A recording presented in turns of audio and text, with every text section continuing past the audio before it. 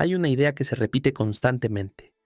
La vemos en redes, en libros, en discursos motivacionales. Vos elegís cómo sentirte. Suena bien, empodera, pero también simplifica demasiado, porque si fuera tan fácil, nadie estaría atrapado en ansiedad, vacío o desesperanza. Y sin embargo, hay algo de verdad ahí, pero no en la forma en que nos lo venden. Y para entenderlo, hay que ir a alguien que no hablaba desde la comodidad, sino desde el límite absoluto. Su nombre era Viktor Frankl. No fue un teórico aislado, no fue un filósofo de escritorio, fue un hombre que vivió lo que pocos podrían siquiera imaginar.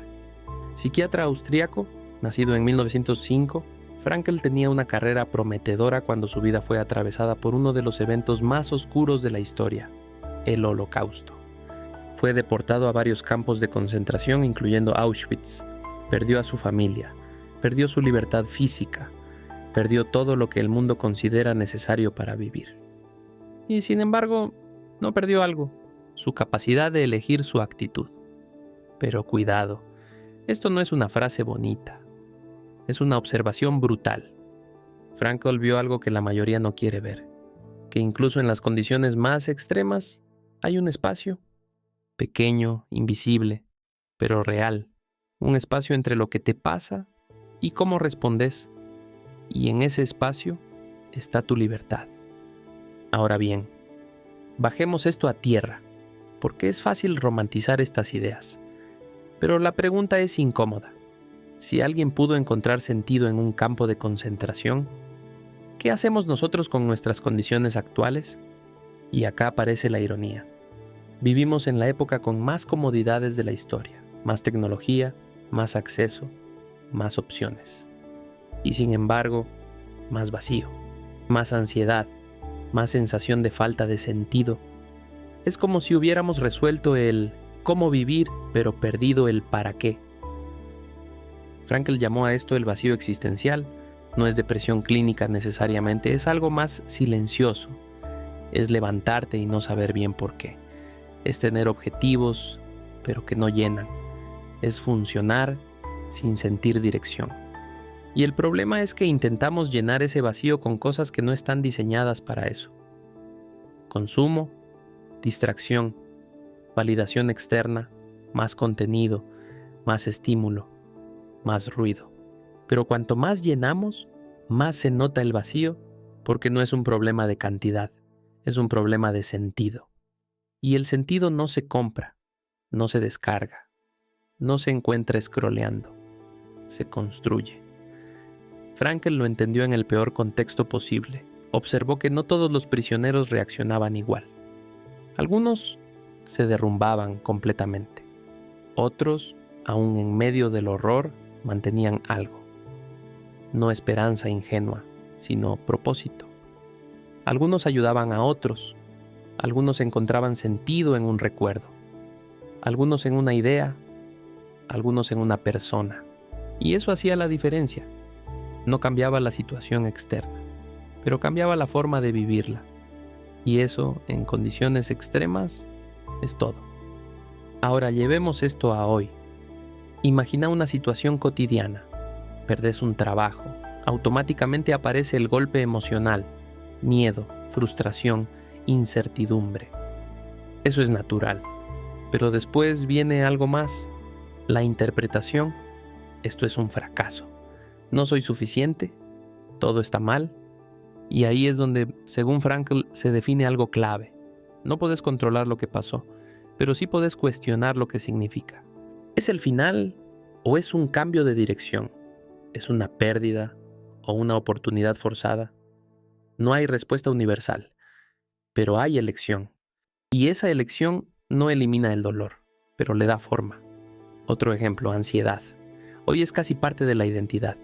Pero Frankl no la vería solo como un problema a eliminar, la vería como una señal de falta de sentido, de desconexión, de estar viviendo en automático. Y en lugar de anestesiarla inmediatamente, propondría entenderla. ¿Qué me está mostrando? ¿Qué parte de mi vida no tiene dirección? ¿Qué estoy evitando mirar? Y acá aparece algo incómodo. El sentido no siempre es cómodo. a veces implica responsabilidad, elegir, comprometerse, renunciar a otras opciones.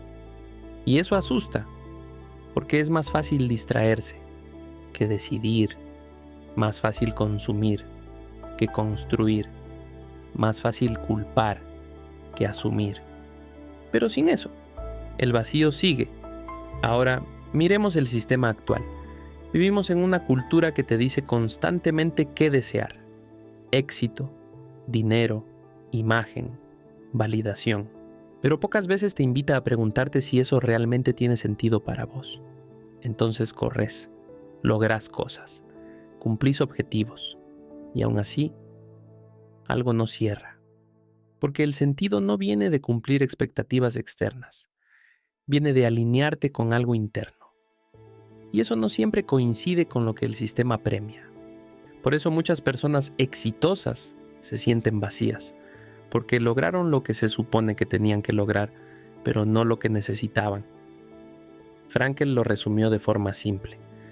La vida no te pregunta qué esperas de ella, te pregunta qué espera ella de vos.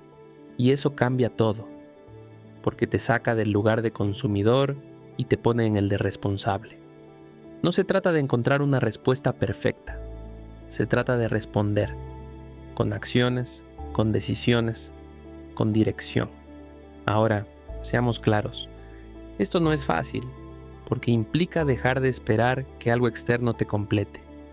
Implica aceptar que el sentido no aparece solo, se construye, día a día, en lo pequeño, en lo cotidiano, en cómo trabajás, en cómo te relacionás, en cómo enfrentás lo difícil. Y sí, incluso en el sufrimiento. Y acá es donde Frankl es más incómodo que cualquier discurso motivacional, porque no dice evita el sufrimiento. Dice, si es inevitable, encontrale sentido. No para justificarlo, sino para transformarlo, porque el sufrimiento sin sentido destruye, pero con sentido cambia. No lo hace lindo, pero lo hace soportable, y a veces incluso valioso. Ahora, pensemos en algo actual, redes sociales. Vivimos comparándonos constantemente, vidas editadas, éxitos visibles, felices por fuera. Y eso genera una sensación constante de falta, de no estar a la altura. Pero Frankl diría algo incómodo. El problema no es lo que ves, es lo que eso significa para vos. Porque si tu sentido depende de compararte, siempre vas a perder.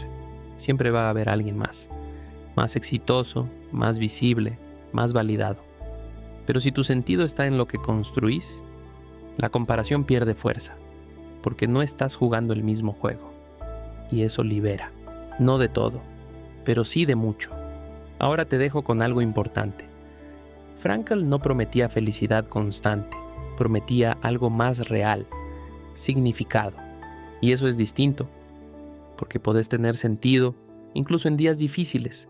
Podés tener dirección, incluso con dudas. Podés avanzar, incluso con miedo. Y eso cambia la experiencia completa. No elimina los problemas, pero cambia tu relación con ellos. Y eso, al final, define cómo vivís. Ahora te dejo con algunas preguntas, no para responder rápido, sino para que te acompañen. ¿Qué le da sentido real a tu vida hoy? ¿Lo que haces cada día está alineado con eso? ¿O solo estás cumpliendo? ¿El vacío que sentís lo estás llenando o evitando?